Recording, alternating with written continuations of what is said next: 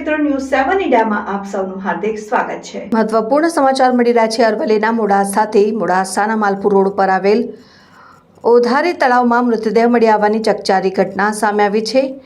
નગરપાલિકા ફાયર બ્રિગેડને જાણ થતાં તાત્કાલિક ઘટના સ્થળે પહોંચીને તળાવમાં પડેલી લાશને બહાર કઢાઈ હતી। લાશને બહાર કાઢી ઓળખ કરતા મૃતક મોડાસાના ગોપાલ સોસાયટીમાં રહેતા અને સ્વામિનારાયણ સત્સંગી પ્રકાશભાઈ ગોરધનભાઈ ચૌહાણ હોવાનું અને આત્મહત્યા કરીને જીવન ટૂંકાવ્યું હોવાનું સામે આવ્યું છે।